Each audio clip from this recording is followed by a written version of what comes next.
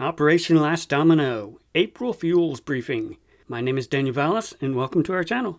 If you are new to our channel, I highly recommend you check out our earlier videos in this Domino series. Just get caught up on some of the backstory of the events that are unfolding right now from a biblical perspective, also instructions that we should have to be sober and watching what's going on right now, especially be sober. There is so much confusion and disinformation. We need to be proving all things and doing our research. We must be sober. And so that's the purpose of this video. I do not know the day or hour. We will look at celestial signs. We will look at prophetic events coming together. But all we're going to do in this video is we're going to put our notes on the table. We're going to look and talk about them and just look examining the way things appear to be going. That's all we're going to be doing. Definitely check out the timeline. Link is in the description box. There's a lot happening every single day. Just use the timeline to keep up to date with it, but then also to see everything in context that's unfolding. The dominoes are being pushed over deliberately ever since February 28th. So this is all very deliberate, tying in with the peace and safety calls. We know sun destruction is coming, apparently all orchestrated as a worldwide controlled demolition.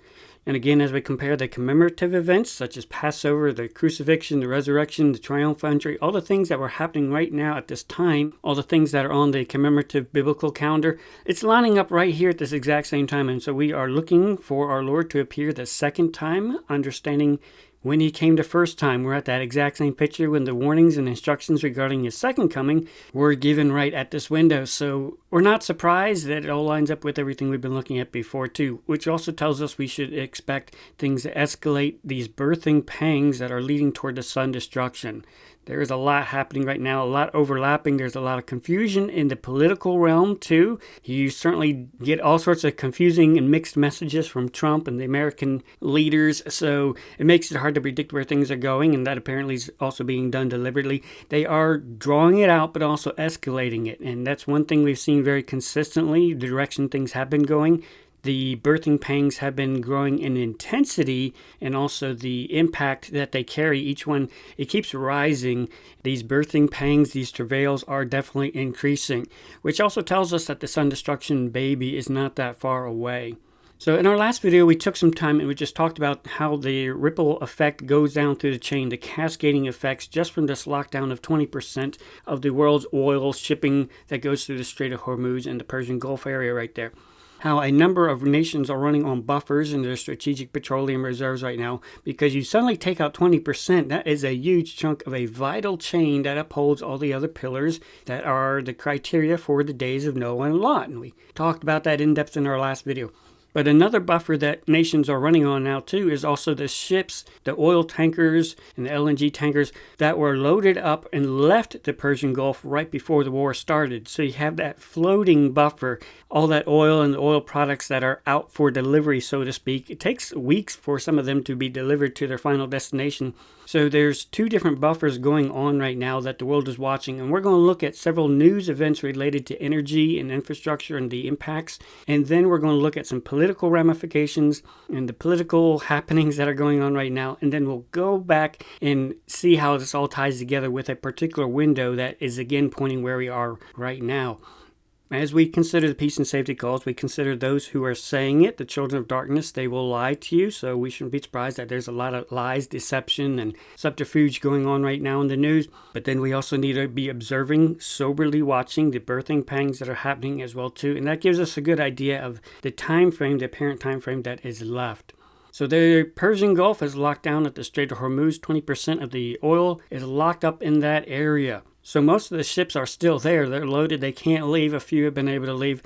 But there are some options to get oil out, and that's with Saudi Arabia's east-west pipeline. They can bypass going through the Persian Gulf and just ship it over to the Red Sea, but there is a limit to how much that pipeline can carry. And so there are loadings happening at Yanbu, but then also the UAE has another pipeline that goes to a port just on the other side of the Strait of Hormuz, and so they're able to do some loading at that other port over there as well too.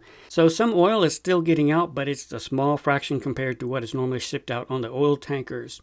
And the Persian Gulf is where all the attention is right now in the Strait of Hormuz, with a lot of permanent damage being done to oil wells, but then also the energy infrastructure. More than 40 Middle East energy assets severely damaged, IEA chief says. The global supply of liquefied natural gas has also been reduced by roughly 20% since the conflict began on February 28th. Barol said the fallout from the Iran war is equivalent to the two major oil crises of the 1970s and the 2022 gas crisis put together. In 2022, that's when Russia invaded Ukraine, and so that really kicked off a whole bunch of sanctions and limited things in the energy world too as well. But what we're seeing just with this Iran war and locking down the Strait of Hormuz, it's the 1970s oil crisis and the 2022 gas crisis put together. And a lot of people don't realize the impact of what is coming down the pipe with the effects that most of the world has not seen yet. But those in the industry can see this is not going to go away, and there's also a cascading ripple effect that most of the world has not felt yet. A new oil shock is building. The next few weeks of war will be decisive for the economy. Oil executives and analysts warn that the Strait of Hormuz needs to be reopened by mid-April, or oil supply disruptions will get significantly worse. For now, through roughly April 19th, PAPIC estimates that the world has lost 4.5 to 5 million barrels a day of oil from the war, amounting to about 5% of global supply. But, he writes in a research note sent out this week, quote, that number will double by mid-April, becoming the largest loss of crude supply, end quote. The world will hit an oil cliff in mid-April in PAPIC's estimation because supplies from the Strategic Petroleum Reserve, as well as Russian and Iranian oil exempted from sanctions, will run out. There is no substitute for pumping oil from the ground and sending it directly to clients. CEO of Kuwait Petroleum Corporation said at the energy conference it could take 3 to 4 months to return to full production once the war ends. Okay, these are business analysts in the industry, and they are giving a pretty stark assessment of what's going on because they can see the ripple effect. They know their industry, and they know things need to be opened up by mid-April, or you're going to start seeing some compounding effects, and there is a ripple effect. There is a tsunami that is coming upon this industry by mid-April. We need to avert this by mid-April. And he's pointing out there's a lot of countries who are running on petroleum reserves that have been released already, and some Russian and Iranian oil that's already been put onto the markets too. That's helped alleviate some of the tsunami that's coming. But by mid-April, those buffers are going to start running out. And these industry leaders also know there's an inflection point. You're going to run out of the buffers, but because of the lead time needing to start ramping up production again, you got to wait for the war to stop, and then that ramp up, and then things can get going again. There's going to be an inflection point where you're running out of your buffer before you can refill your buffer. They use the picture of a air bubble in a hose pipe. You take the garden hose to water the garden, but if you have a large air bubble in the pipe, water's not going through. There's a huge gap in your supply. And so that's what they're pointing out. By April 19th, that air bubble that's in the supply chain is going to start being apparent to a lot of people. It's already tight now and things are being felt now, but imagine once the buffer that's already out for delivery, once that runs out, that's going to be when you really start feeling the effects mid-April approximately. Hormuz war drives 1,000% jump in Korea's ship insurance, squeezing exporters. The reason premium increases differ by insurer is that reinsurers use different standards to assess war risk. For hull and cargo insurance, a separate war endorsement must be purchased when entering high-risk areas such as the Middle East. Marine insurance is typically underwritten jointly by multiple insurers and then ceded again to reinsurers to spread the risk. Because war risk is high, ship owners and cargo owners have no choice but to re-enroll in coverage even at high premiums. Okay, so again, this is why the war needs to stop pretty soon too, because you can't even get shipping near that area. Even if you're not going through the Strait of Hormuz, even if you're going to loading ports just before the Strait of Hormuz, entering anywhere near that war zone, marine insurance for the boats is getting astronomical.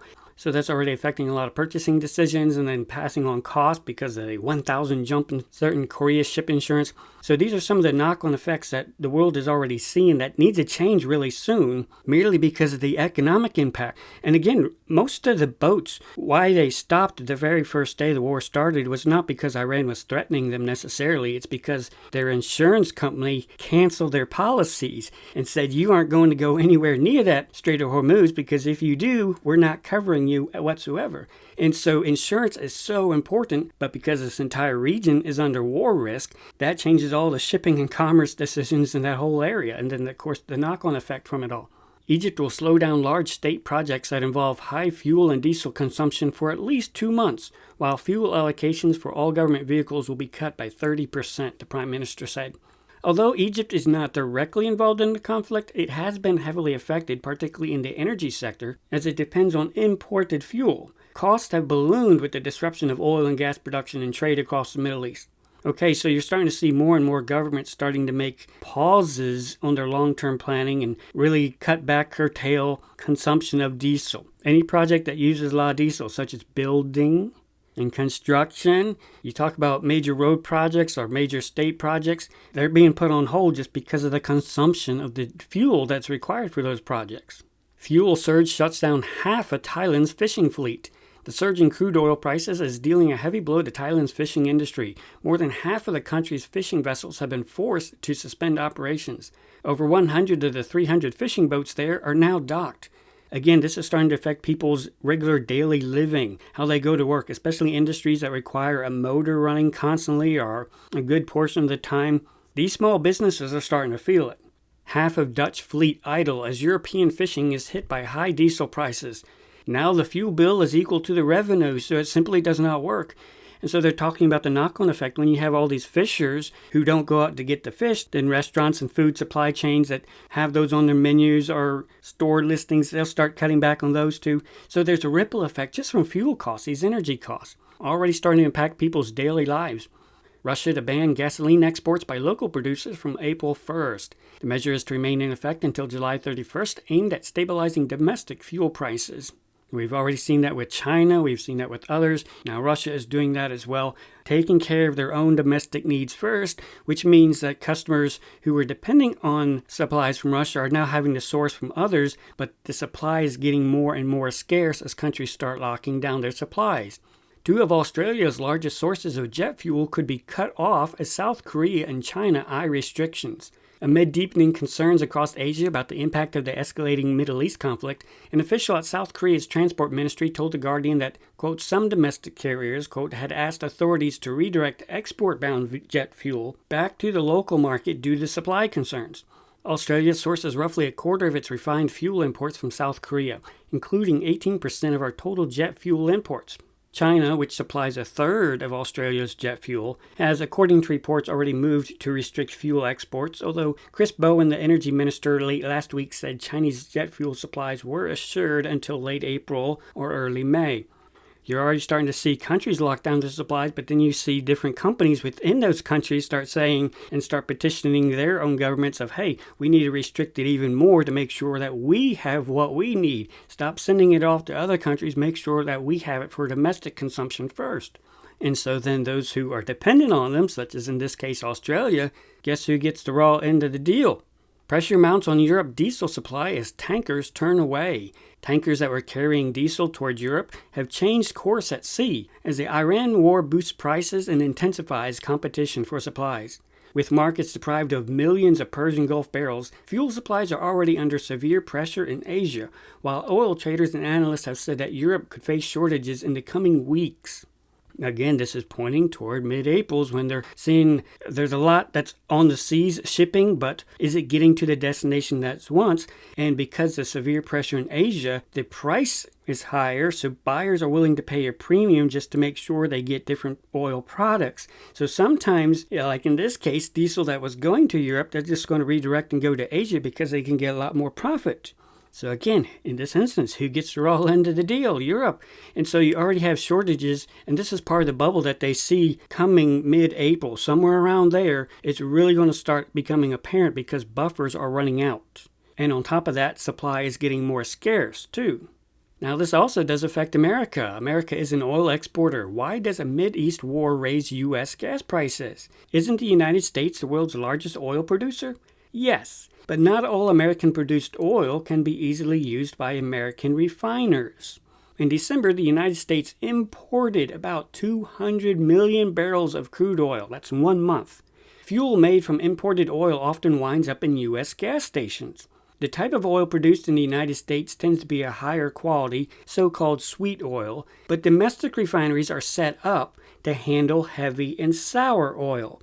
It is often more cost-efficient to sell the sweet and to buy the heavy. it would be expensive and difficult to reconfigure refineries. So this is an interesting wrinkle that America produces so much oil, but it's not quite set up to use the oil that it needs. It produces so much oil, but it will ship it out because it can make more profit on that type of oil, and it will import oil that its refineries are set up for to produce what it needs for domestic supply. So a lot of Americans don't realize, even though we do produce a lot of oil, it's not the type that we need for daily consumption so much, and the refineries really aren't set up to handle our oil. They are built and configured to handle imported oil. We sell and export our oil. So again, this is why gas prices go up because of this conflict. It's because of the imported oil that America needs, because our refineries really aren't set up to handle our oil. A lot of different ripples and concerns in the energy infrastructure world. Chevron says repairs to Wheatstone gas facility in Australia to take weeks. Chevron's Wheatstone liquefied natural gas facility in Western Australia is unlikely to resume full production for several weeks as it repairs damage caused by last week's tropical cyclone, the company said on Sunday. Combined with the shock from conflict in the Middle East, more than a quarter of global LNG supply has been disrupted. It is likely to be a number of weeks before production returns to full rates to allow time for repairs to be safely completed. Australia became the world's second largest LNG exporter when Qatar shut down production this month after Iranian airstrikes damaged its facilities. So this one facility in Australia got some minor damage from the cyclone that just recently came through, but apparently they are already starting to ramp up getting back to production. So that is a relief to the industry, but also aware of the fragility of the system that's already on strain right now. It can't take many more blows. Mideast aluminum makers suffer damage from Iranian attacks. The region's top producer, Emirates Global Aluminum, said it sustained significant damage at its site in Abu Dhabi, while Aluminum Bahrain said it was assessing the extent of damage to its facility.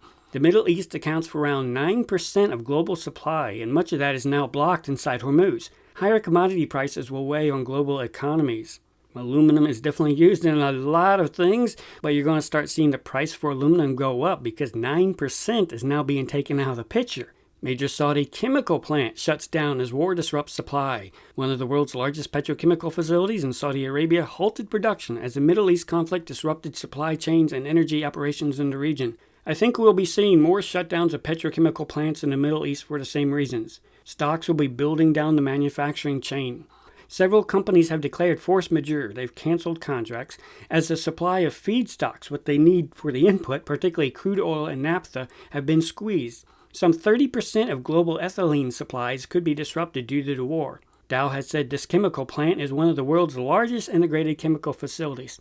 So these are major facilities that are being impacted right now. Every single day that this war goes on, you're almost seeing another energy infrastructure that is crucial to creating oil products needed for so many factories around the world taking a hit. And notice how he's saying he's expecting to see more shutdown of petrochemical plants because of the same reason. You need supplies from this other plant and this other plant here to produce your product. You're going to have to start shutting down as you don't have those inputs, particularly in a region where a lot of those inputs are made. Helium stocks of South Korea's chip makers to last until June, sources say. The industry minister ruled out any first-half supply disruptions, allaying worries over the Iran war's impact on supplies of the gas crucial for chip making. Prices of helium, a byproduct of natural gas processing, have risen sharply after the U.S.-Israel war and Iran disrupted such operations in Qatar, the world's largest supply of liquefied natural gas, LNG. The companies are also paying premiums to secure inventory, mainly from top producer of the United States, he said, adding, price aside, securing the stock right now is the top priority. Qatar, which produces nearly a third of world supply, ranks second after the United States. Last week, Taiwan, another key chip-making base, said its helium supplies were stable. Helium is so important to chip making, and also the AI industry, and so you're going to see more impacts. The further this is drawn out, you're also probably going to see some of the AI stock and tech bubble start to burst too, as its future starts to be a little bit in doubt.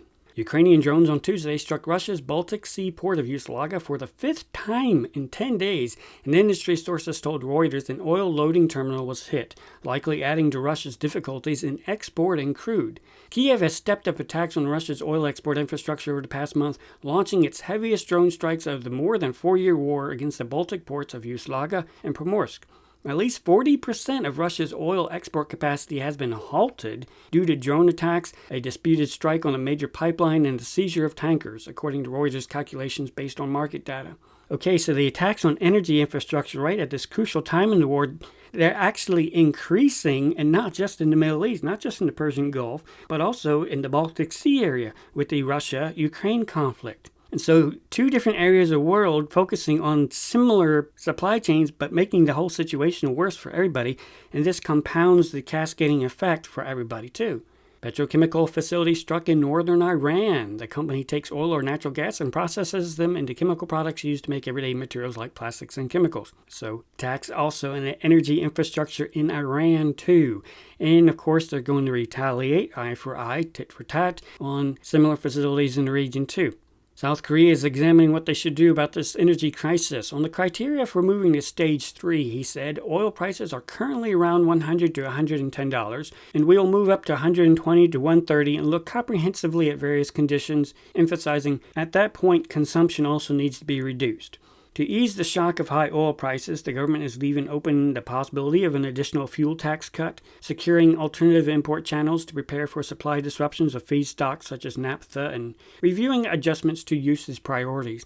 So all the countries, particularly here in South Asia, they're starting to examine, things are getting tight, but what are we going to do when we start reaching higher levels, when the cost starts rising more and more? And they also know there's a difference between the paper price and the actual physical barrel price too, at delivery too. Governments are already setting up levels. Once the price gets to this certain level, we are going to start implementing certain restrictions because we have to cut down consumption. Saudi oil exports fell by 50% in March on Iran's Hormuz shutdown. Now, Saudi Arabia is unique in that they have that east-west pipeline where they can bypass the Strait of Hormuz. So they can ship out about 7 million barrels a day through there still. But this is also a very weak link that people are looking at in the oil industry too. If Iran or the Houthis or false flags start attacking that pipeline, you're going to see 7 million more barrels being locked up and being taken off the charts too. And it's also adding stress because the loading terminal has been attacked there at Yanbu before. Right now it can still do loading and filling up the oil tankers, but it has been targeted before. It can happen again. And then you have this other wild card come onto the scene too. Yemen's Houthis launched Israel strike, the first time since the U.S.-Israel war began. So the Houthis there in Yemen, they've attacked Israel before by launching missiles and interrupting some of the trade there in the Red Sea, going toward the Suez Canal. Now they are entering the picture too, and they are lobbing missiles toward Israel. They also have the potential for lobbing some missiles at Saudi Arabian infrastructure too, though it seems to be directed mainly at Israel right now. So you have multiple players, more people getting into the chaos and causing chaos, which also makes it harder to predict where is this going. All we can say is it's getting worse, and these parties that are entering the war are also making it clear that they have very passionate feelings about that the war is not going to end anytime soon too. So these are some of the things that we observed. The direction things are going right now, they are getting worse, but the oil industry is looking at somewhere in mid-April. Things are really going to be felt and things need to change pretty soon. Now, as we see the children of darkness pushing over these dominoes, and these children of darkness are led by Netanyahu and Donald Trump. They have been the major pushers of these peace and safety calls, and the Bible tells us sudden destruction is coming when they say that. And part of watching and being sober is being realistic about the character of the children of darkness, knowing they will lie to us, and knowing they know full well what's coming. They are doing this deliberately. A lot of people look at the news and they're confused by, wow, what they're doing, that's going to make the situation worse. Why are they doing certain things? It's just going to make people angry. It's going to tick them off. That's not going to help their country. Well, when you look at it from a biblical perspective, you will realize they are deliberately trying to make it worse, because they want to bring in the sudden destruction. That tells you about the murderous character of the person too. Don't trust them. Do not be emotionally attached to them whatsoever. Like Scripture says, be very sober when you hear these calls of peace and safety go out. When you see these birthing pangs who are instigated by the children of darkness. They have a reason. It will not make sense to most people. But the more that we have a biblical perspective, we will see why they are doing it. And we'll also start to see certain patterns that tell us from a Christian perspective that's going to make and compound the birthing travails even worse. It's like pouring gasoline on a fire deliberately. We should not be surprised that the children of darkness will do very provocative things here at this late hour. By Trump and Netanyahu and the major troublemakers involved, the United States and Israel, we should not be surprised that activities are done that actually compound the craziness of the situation, but also bring more emotions to the whole thing. And that's also why it is so crucial to be sober.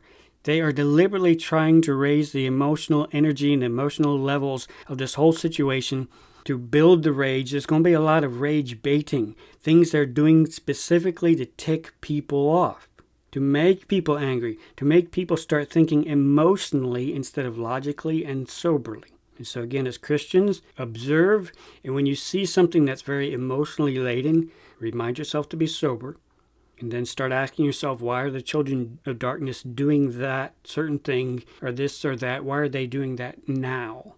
Because they want people outraged. They want people outraged. So I wasn't surprised when on March 30th, Israel signed their new death penalty law, which immediately got a lot of condemnation from the world, including the UN, says Israel's death penalty law violates international law. The UN rights chief on Tuesday urged Israel to repeal a law making death by hanging a default sentence for Palestinians convicted in military courts of deadly attacks, saying the legislation violated international humanitarian law. Quote, it raises serious concerns about due process violations, is deeply discriminatory, and must be promptly repealed, end quote. A lot of people are really surprised and outraged across the world by this legislation where they voted on a death penalty law that only applies to Palestinians. The Organization of Islamic Cooperation put out their statement condemning it, considering this is a dangerous and unprecedented step that grants a license for murder and political execution against the Palestinian people, in flagrant violation of international humanitarian law, particularly the Fourth Geneva Convention and the International Convention on Civil and Political Rights. Multiple people and groups across the world are outraged by Israel's law here, the death penalty for the Palestinians, and they point out this is clearly violating international law. It's violating parts of the Geneva Convention. This is outrageous. And again, from a world perspective, what is the world perception? As we Christians are watching and trying to get a sober assessment, we should try to understand, why are they provoking this right here at this late hour? Well, who are the main troublemakers in the region related to the Iran war? It's the U.S. and Israel, who already has a lot of bad blood between them and their neighbors and the Palestinians and whatnot. And the whole world knows that this war was started on behalf of Israel right there. And that was openly stated pretty much by America too. So on top of that, Israel's seen as the troublemaker, and then on top of already causing this whole huge trouble with the energy and locking up the whole Strait of Hormuz and affecting everybody, causing trouble for the whole world because of the cascading effects, on top of that, they vote into law something that is flagrantly outrageous, violating international law and the Geneva Convention. They are doing this to deliberately tick off the world and build outrage against Israel.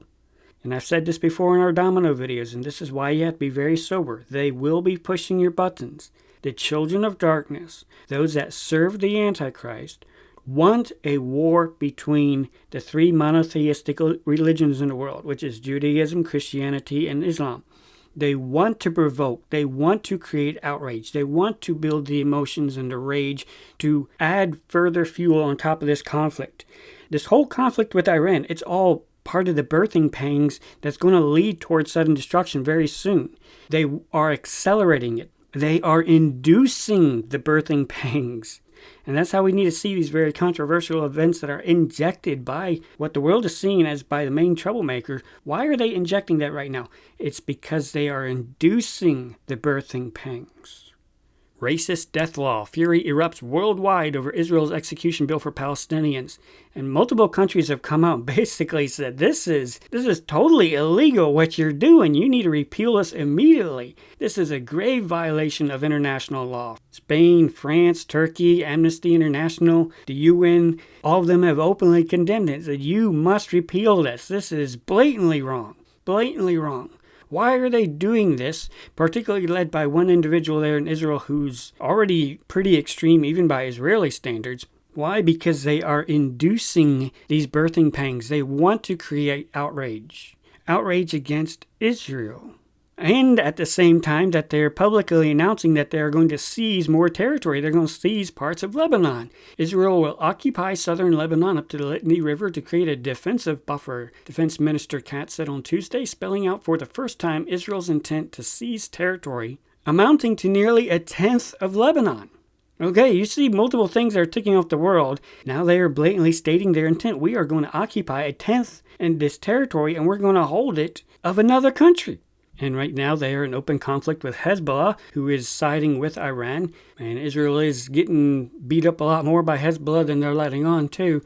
But they're making these public statements and these public announcements on purpose. Just like Trump keeps doing with his statements too. It's creating an aura of arrogance, brashness, not caring what the rest of the world thinks, going forward regardless of the consequences for other people. That's the perception. Again, the sober perception. They are trying to tick off the world. They want the world to intervene. That's the whole purpose of the sudden destruction, birthing pangs. They want intervention forced upon the world to create the controlled demolition that's going to be this sudden destruction. So don't be surprised that you see very outrageous statements and emotionally laden events going on right now. And people have all sorts of different positions on these events happening right now too. Just be sober, be disconnected from it all, just observe, just watch. And that's what Scripture says to do during these peace and safety calls. When you see these birthing pangs, just watch and be very sober. You will have to be sober because they are deliberately trying to push so many people's buttons. They want to create outrage. They want to create conflict. And that conflict will spill over into hot military action of the sudden destruction. So again, we are not surprised that we see all this coming together right here, this time that reminds us of Christ's first coming, where we are expecting him to appear the second time. These dominoes have been pushed over. We've passed the point of no return. With this damage of the energy infrastructure, both sides are locked in. Trump can't back down and Iran can't back down. And every single day going forward, the rest of the world gets ticked off more and more, and you're going to see more and more calls for intervention, especially leading toward the midst of April.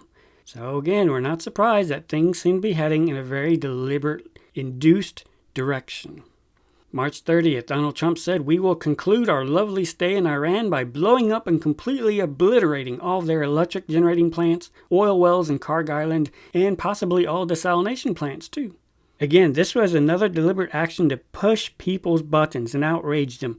Because people were instantly pointing out this is a violation of Geneva Conventions. You cannot attack water desalination plants. That is illegal. That is inhumane. Why are you even publicly threatening to do that? And again, part of the sober public perspective that we need to be observing is they want people to be outraged and to think the two troublemakers, Israel and Donald Trump, do not care about what people think, do not care about the ramifications of their actions, and will act with impunity, will do whatever they want. And when they push forward this human perception, and they want people to think of these individuals as loose cannons, that requires other people to intervene, who say, this guy needs to be stopped, this nation needs to be stopped, these people need to be stopped because they're causing so much trouble for everybody, and it's clear they are not getting the clue that they need to stop. We need to stop them, we need to intervene. So Trump is making deliberately scripted statements to tick the world off. Again, to induce these birthing pangs. The next day, March 31st, all those countries that can't get jet fuel because of the Strait of Hormuz, like the United Kingdom, which refused to get involved in the decapitation of Iran, I have a suggestion for you. Number 1, buy from the U.S., we have plenty. And number 2, build up some delayed courage. Go to the strait and just take it. You'll have to start learning how to fight for yourself. The USA won't be there to help you anymore, just like you weren't there for us. Iran has been essentially decimated. The hard part is done. Go get your own oil. And so again, what perception?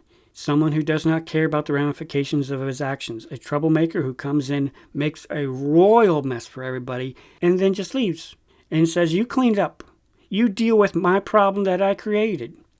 And so, again, all these are public statements, which means they are meant for the public to see, for the public to feel, to be outraged by, to process, and to realize this guy is a loose cannon. He's not all there. These are public statements because they want the public to come to certain conclusions. And certain conclusions that will help explain why other actions by other countries are done that will seem plausible, a plausible intervention.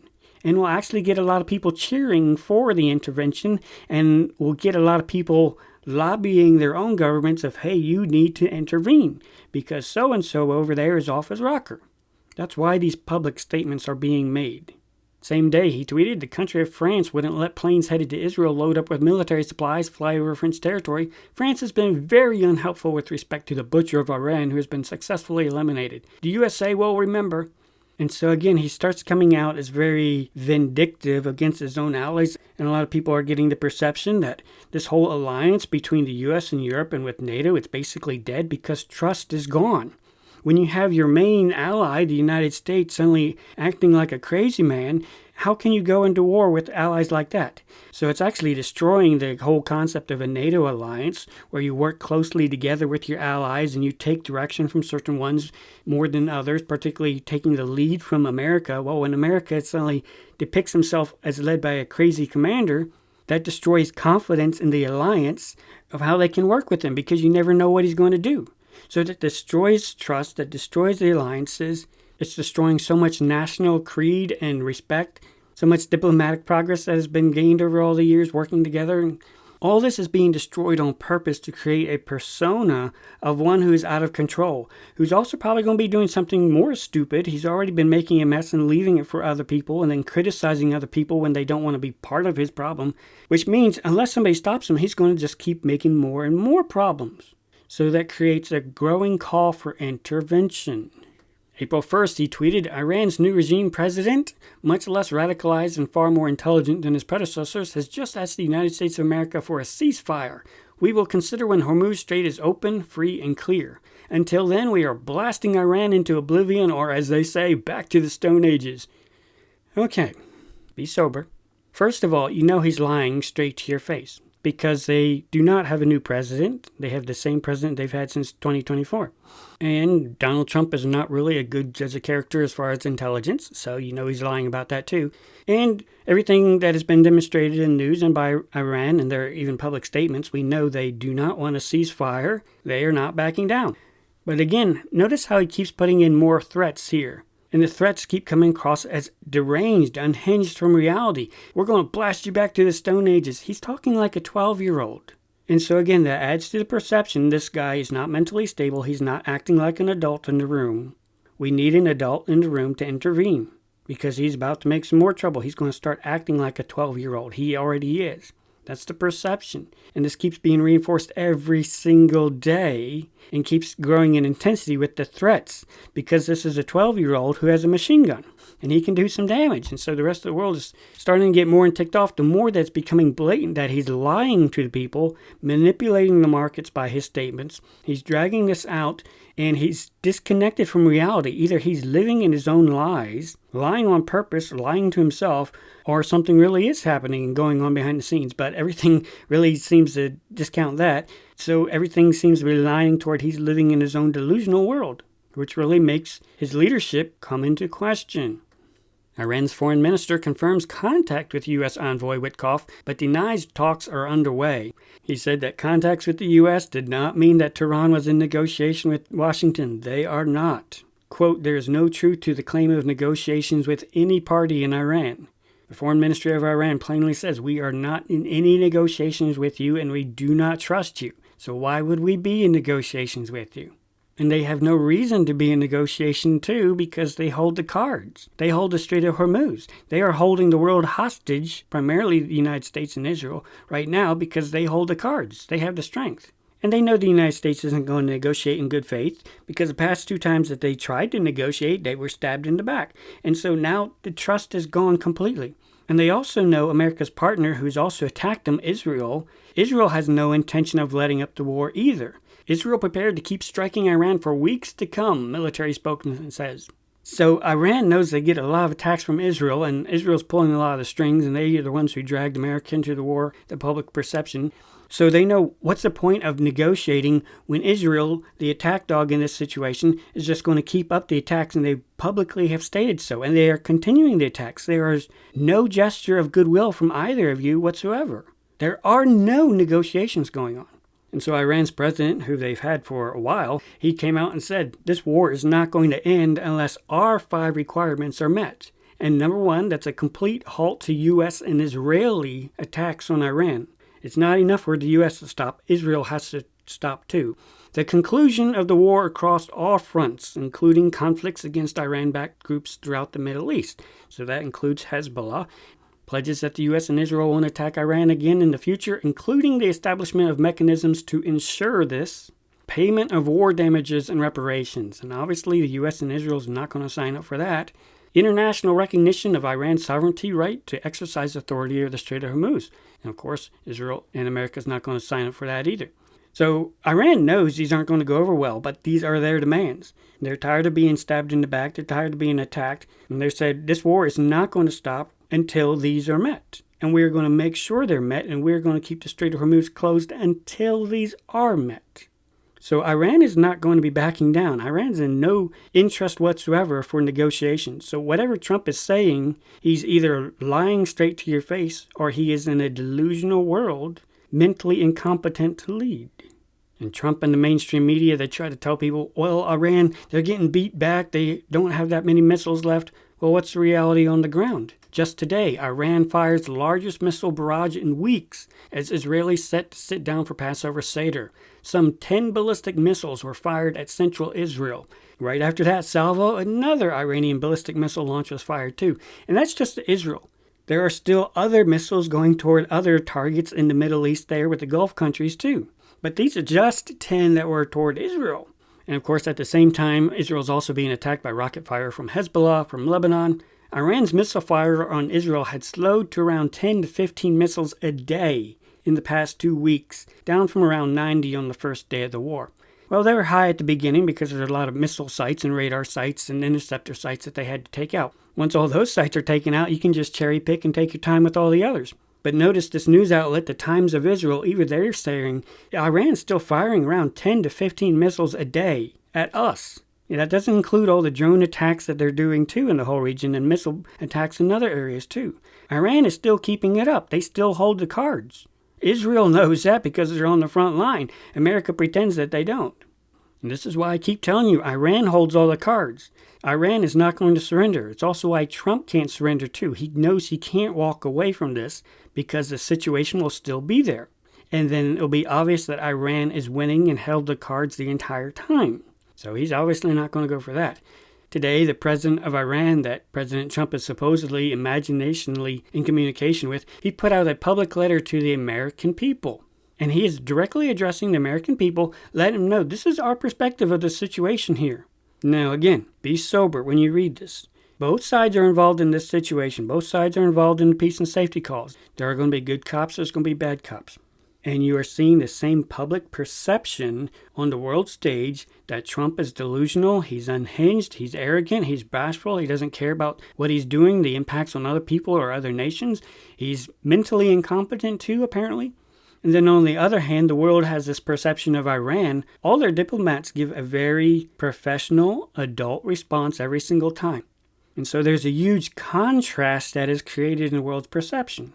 And so he lays out a very straightforward presentation in this letter. I'll just hit a few highlights here. He says, the Iranian people harbor no enmity toward other nations, including the people of America, Europe, or neighboring countries. Even in the face of repeated foreign interventions and pressures throughout their proud history, Iranians have consistently drawn a clear distinction between governments and the peoples they govern. Now, some commentary on that. A lot of people will jump in and say, well, they keep chanting death to America and death to Israel. Over the many years that they have said this publicly and clearly many times over the years. When they say death to America and death to Israel, they're not talking about the American people or the Israeli people. They're talking about the American government. They're talking about the Israeli government, the one that keeps stabbing them in the back, the ones who keep attacking them, the ones who keep putting the sanctions on them. They are sick and tired of the governments who are doing this to them. That's why they keep saying the statement. They have nothing against the American people. They have nothing necessarily against the Israeli people. And they've clarified their statements so many times. We hate your governments that are doing this and are meddling in our neighborhood and meddling in our house and in our life and making things miserable for us. We hate that. Big surprise. So he's laying out here in this letter that we've consistently shown we don't hate the people. We definitely don't like what y'all are doing to us as your governments, and we can distinguish between the governments and the people, the citizens. He goes on, relations between Iran and the United States were not originally hostile, and early interactions between the Iranian and American people were not marred with hostility or coup d'etat and illegal American 1953 tension. So he's pointing out where the things start going wrong is when America did some illegal intervention in their affairs. The turning point, however, was the intervention aimed at preventing the nationalization of Iran's own resources. That coup disrupted Iran's democratic process, reinstated dictatorship, and sowed deep distrust among Iranians toward U.S. policies. This distrust deepened further with America's support for the Shah's regime, its backing of Saddam Hussein during the imposed war of 1980s, the imposition of the longest and most comprehensive sanctions in modern history, and ultimately unprovoked military aggression twice in the midst of negotiations toward Iran. So he's laying out real clearly, we have not hated you. The reason for this hostility between us and you is it's your fault. You're the ones who have messed with us. And the American people need to know this. You're being lied to by your media. This is why we don't like your government, because they are troublemakers. He goes on, was there any objective threat from Iran to justify such behavior?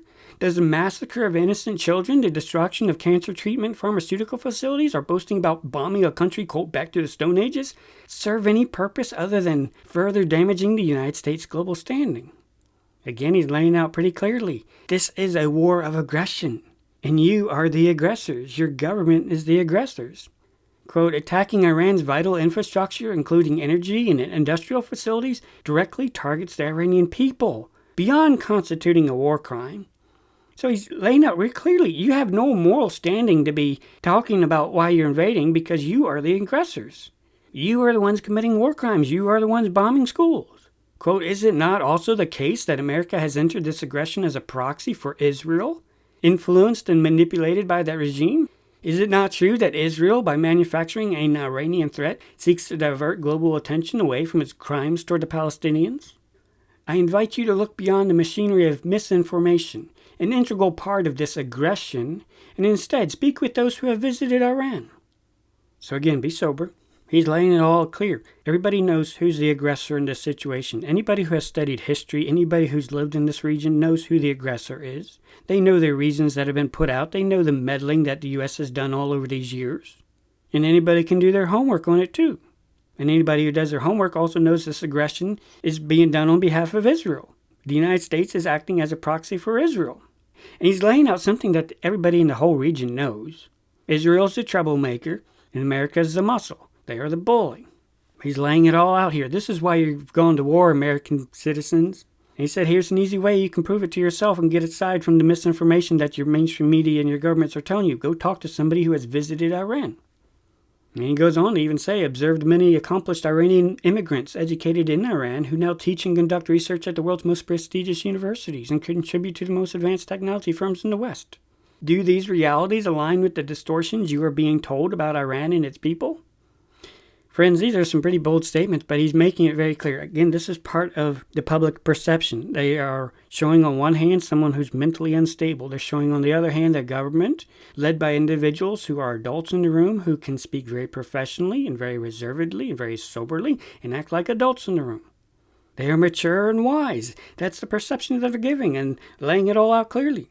And it's also inviting the world to have their perception too and see Iran as the victim, which from a legal perspective they are.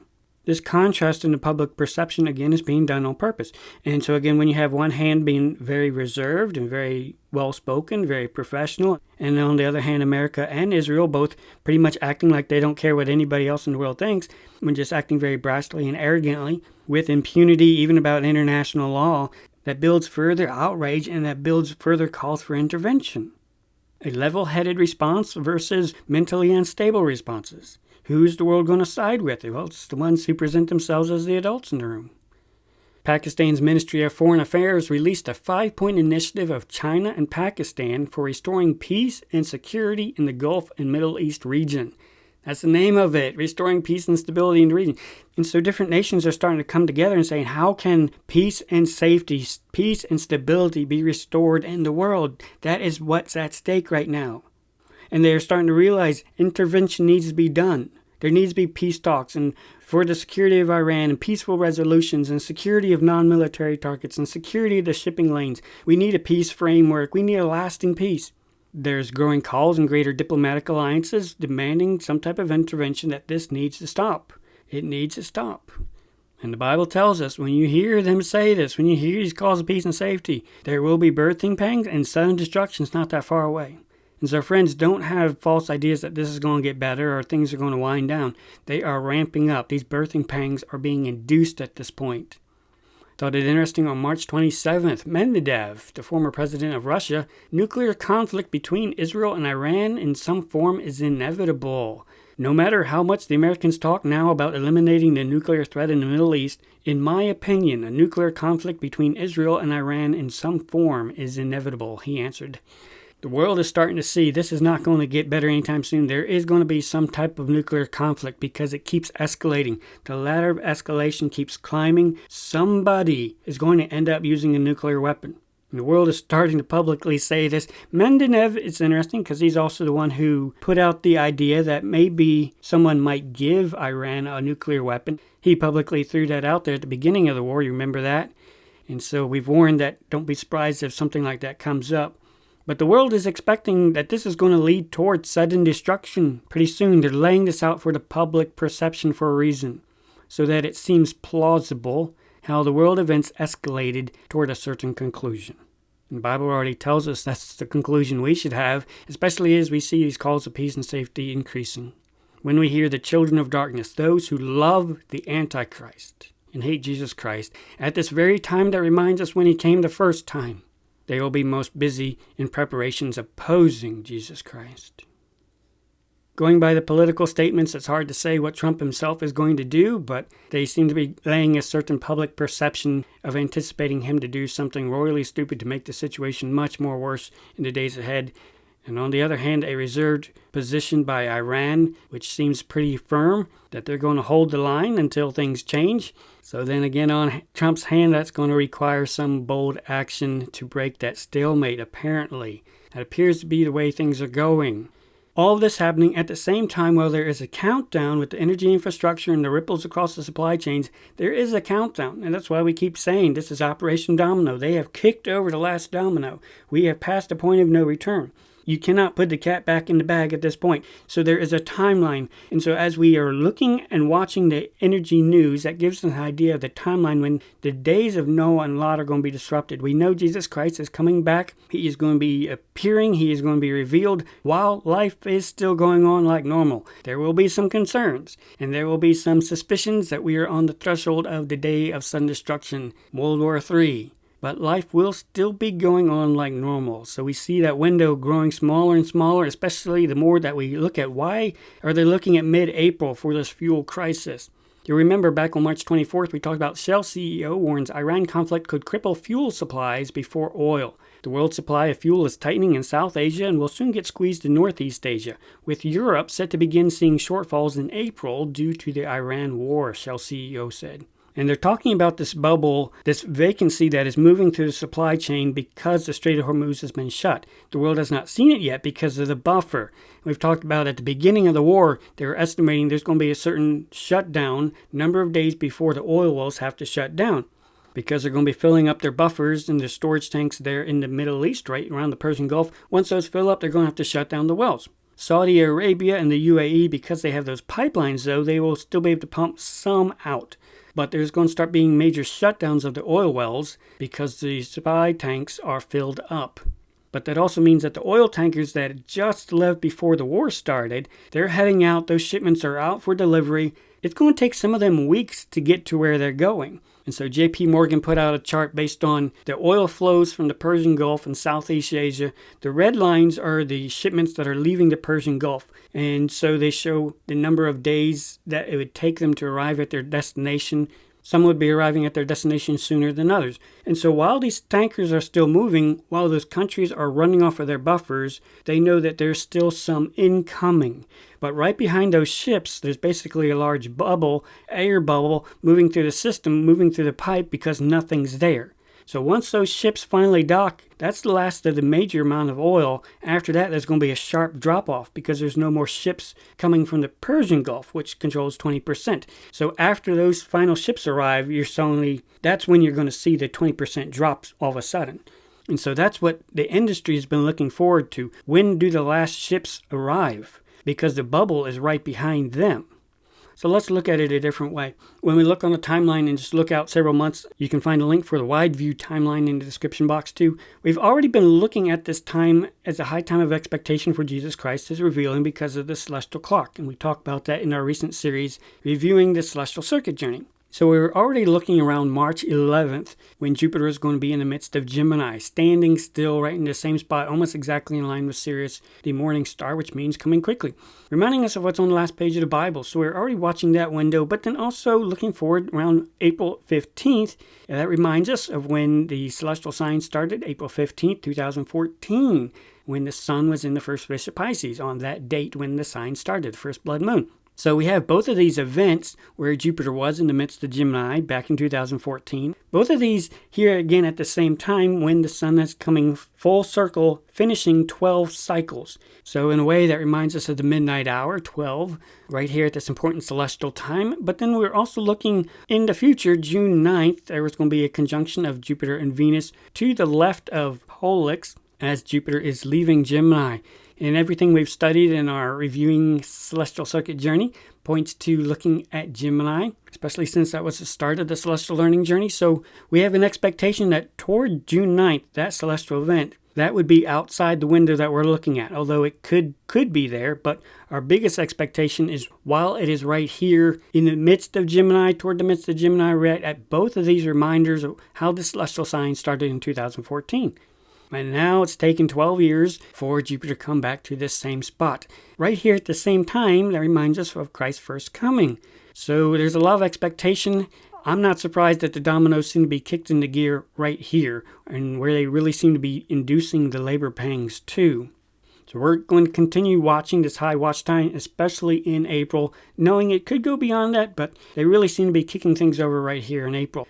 The war started February 28th, which was Ramadan 9/11, as we've covered in our series. And then that started a median countdown where they knew wells were going to start shutting down because the ships can't get out of the Gulf. So that means they're going to start filling up their storage tanks. And when the storage tanks are filled, they're going to have to shut down the wells, which is going to start doing some permanent damage with the geology and the machinery. And it would take them a minimum of a month to restart these wells again.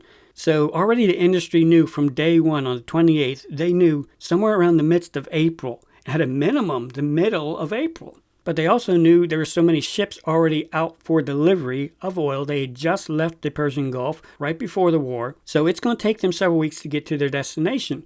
They are out for delivery. So that is part of the buffer. That's oil that's still incoming, different oil products still incoming to the different countries that rely on them.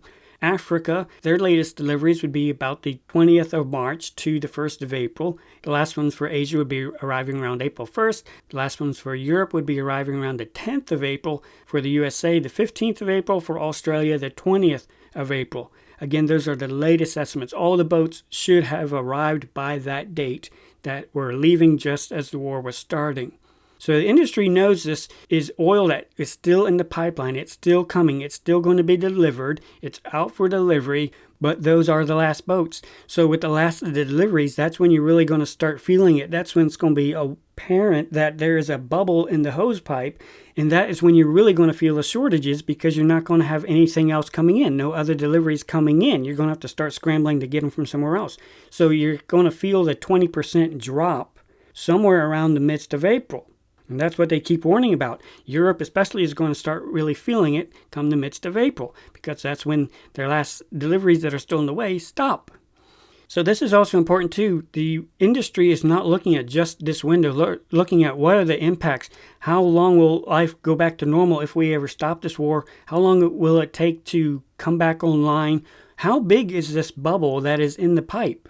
Well, with all the calls of peace and safety and talks about ceasefire, even though it doesn't appear to be real, they know that even if the war stopped on, let's say, April 10th, if the war stopped and the strait opened up right away and all those boats could leave, you have a bunch of boats that are already loaded with oil. They'd finally be able to leave. They'd then be able to start their weeks-long journey back to their same destinations. Of course, you'd have some going more to other places than others, but you have that same then shipping process. But again, it would take them weeks for them to arrive. So you have a gap between when the last boat arrived and when the new boat arrives. But if the war stopped on the 10th, you'd be able to have some oil start going out for delivery that day. And you'd also be able to have some boats start being loaded up with oil that's in the storage tanks there in the Persian Gulf too. And you could do that while you're starting to get the oil wells restarted. But it's going to take them, again, a month before those oil wells can get back up, the infrastructure and the pressure and everything just right. So that would mean sometime in early May, that's when the pumps would finally be on and they could start pumping new stuff and start filling up oil tankers to start going out. And only then would the new shipments be able to start going out, the fresh stuff. So then it would take them several weeks to arrive at their destination. So then you're looking at June till their arrival, till those buffers that you've been drawing from can be filled up. You could fill some of it with the boats that would leave initially, but to get the flow back to normal and the regular stream of boats constantly delivering oil, that will not be until June. And so this is the industry's perspective of it, is there's a huge gap. Even if the war stopped on the 10th, some would be able to go out, but you're not going to get even close to resumption of normal till June, which means since you're about to see the last boats arrive, the air bubble in the pipe is about to start, so to speak. You're about to see major drop of 20% of your oil coming in. They know there would be a huge bubble between April 10th to around the beginning of June. Again, some coming in, but you're not getting back to where you should be until June. There's a huge air bubble. Well, look at the trouble and the budgets and the cost of jet fuel and boats being idle and all that sort of stuff. They're already doing that. This bubble is about to hit. How do you think they're going to fare during all that? How are they going to plan out their budget? How many businesses do you think are going to be able to sustain this bubble for over 2 months? And this is what the industry is worried about. The world is about to see a major shortfall. It's going to be real, this 20% cutback in a couple days, in the midst of April. So the oil industry is aware of this, but then also the leaders of different countries are aware of this, such as Australia, who's going to be stressed by it a lot more here pretty soon, especially as their population sees it a lot more full front of, wow, this is a major shortfall. They're going to have to start introducing measures to conserve fuel and energy and so many things like that, once this massive air bubble in the pipe is aware to the populace. So these leaders are also going to start making more public calls for intervention of this war needs to stop today because of this process, because of this whole train of events that has to happen before life can get back to normal. This needs to happen yesterday. So you're going to start seeing more as the public is being aware of this and being told that they're about to face an energy cliff here pretty soon in the midst of April. Then the governments can start getting more consent from the people of, hey, yeah, we should do intervention. This needs to have stopped yesterday. And because of this whole train before it's going to get back to normal, we need to expedite this. This needs to be done today. And so from a Christian perspective, again, being sober, we realize they already know this is baked into the cake because of their actions. And I highly suspect what happened back in 2020 with the forced lockdowns and all that, I truly believe that was a simulation, a shakedown crew, so to speak, a simulation where they could do a stress test on the supply chain to see how far they could push it, knowing that in a few years they were going to do the real thing. So I think they have a pretty good idea how far they can push the system with demand and how things shut down at different times and just the flexibility of that. So to see this timing, I highly suspect all this birth pangs that we're seeing now, they're going to increase somewhere before the midst of April. Because all this is being timed, so it's all plausibly going together for a call for intervention. Because on one hand, you have one who is mentally unbalanced. On the other hand, you have some individuals who are very reserved and the victims of this whole situation. But then, of course, the overall energy situation that affects the entire world.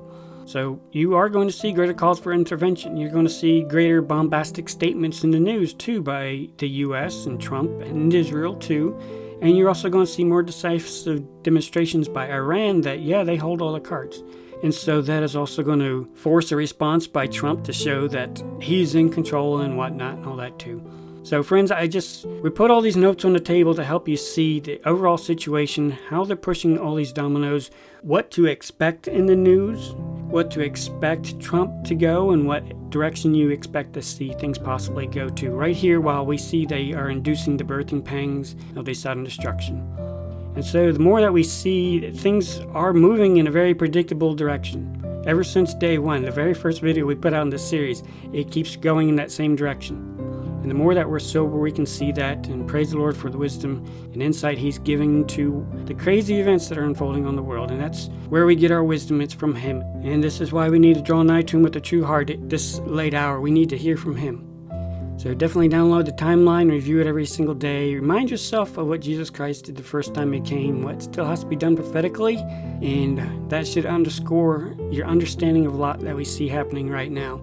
We've heard so many calls of peace and safety. We've heard so many celestial signs. We've seen so many trumpet calls that have told us the bridegroom cometh. The one who you are engaged to, the one who paid your bride price, the bridegroom cometh. Go ye out to meet him. So friends, the more that we hear these calls and the more we see everything that He has told us would happening, the more we can rise up, the more we can gird up, the more we can brighten up, and the more we can go out to meet Him, hearing Him, heeding and obeying Him, loving Him and serving Him first and highest above all else, drawing nigh with a true heart till He comes. Maranatha.